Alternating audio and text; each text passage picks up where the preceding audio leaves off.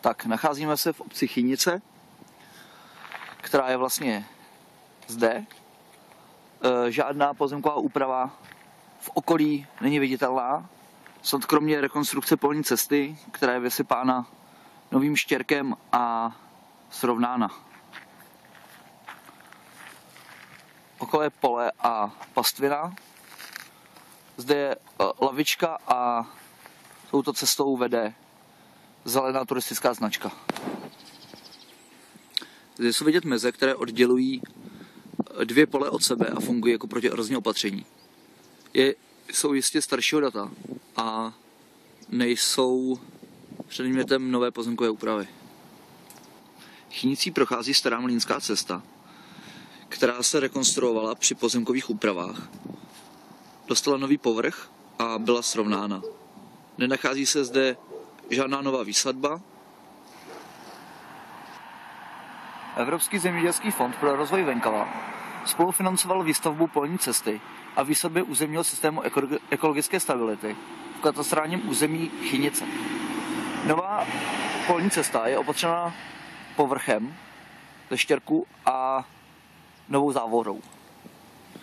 Na pozemku za městem bylo vybudováno nové dětské hřiště s volejbalovým hřištěm a zázemím.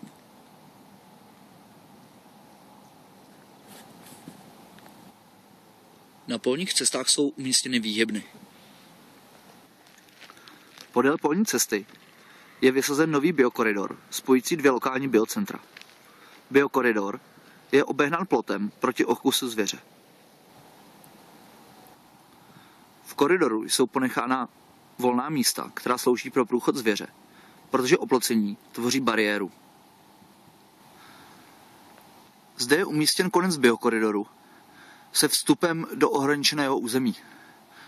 Biokoridor pokračuje dále přes cestu vysazenou novou alejí stromů podél polní cesty.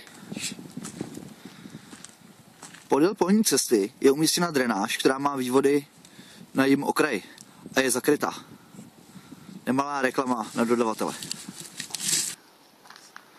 Zde vede další část vysazeného biokoridoru, opět oploceného pletivem.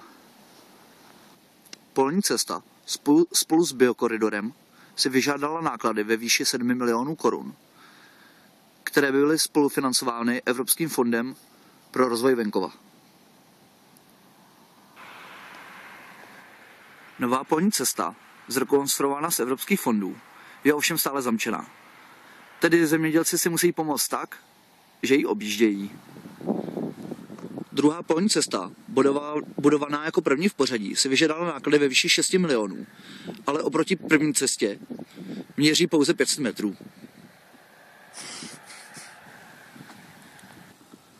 Podél polní cesty bylo vysazeno nové stromořadí javorů. Polní cesta z nenadála končí na hranici katastru. Na konci cesty je posed. Pravděpodobně ji stavěli pro myslivce. Pohled z posedu na širokou zemědělskou krajinu a cestu vedoucí nikam. Zde probíhá výstavba třetí polní cesty ze 4. 2 jsou již hotové, které jste viděli, a třetí je ve výstavbě.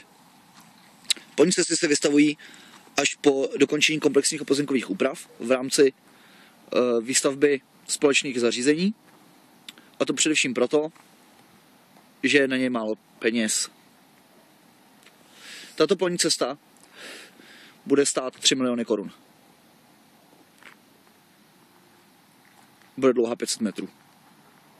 Přiléhá k ní nová zástavba.